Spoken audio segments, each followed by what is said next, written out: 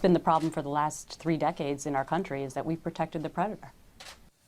A former Fox News anchor, Gretchen Carlson, was in Boston today raising awareness about sexual harassment and pushing for a change in Massachusetts state law. I sat down today with Carlson and a state senator who's hoping to pass a bill to end the use of non-disclosure agreements, which they say protect the identities of sexual harassers.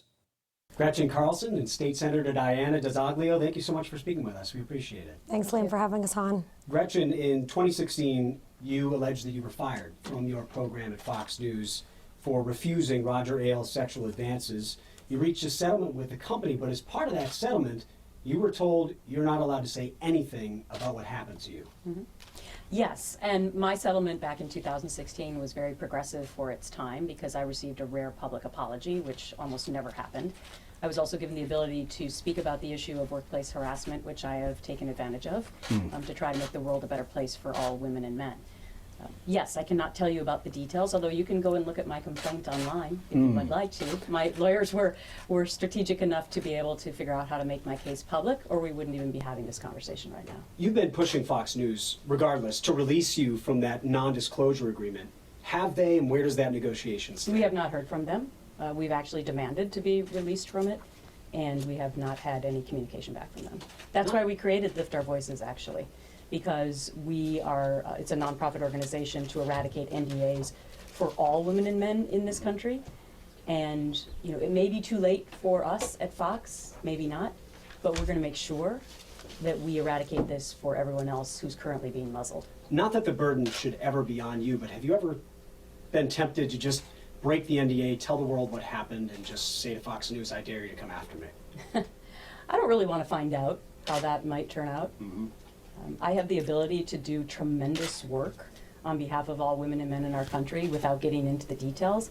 However, it is frustrating to watch my story play out on a miniseries and a major motion picture without being able to say, well, that's not really how that happened, or, well, that's not really the true way that that took place. State Senator DiZoglio, you were sexually harassed when you were a staffer on Beacon Hill. In fact, you lost your job because of it, a similar story to Gretchen's. But you were told you'll get a severance as long as you sign this non-disclosure agreement. You were only 26 years old at the time. How difficult was that decision for you? It was a very difficult decision at the time. My salary was actually only about $30,000 a year. My car was broken down, and I had student loans amongst other, a host of other things that I needed to pay off as a 26-year-old new college graduate.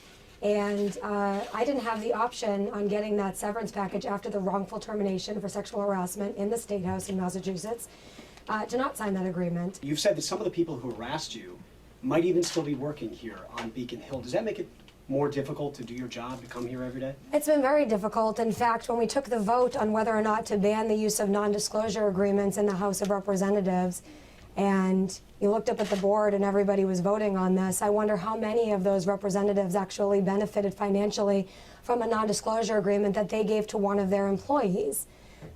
Huge conflict of interest there.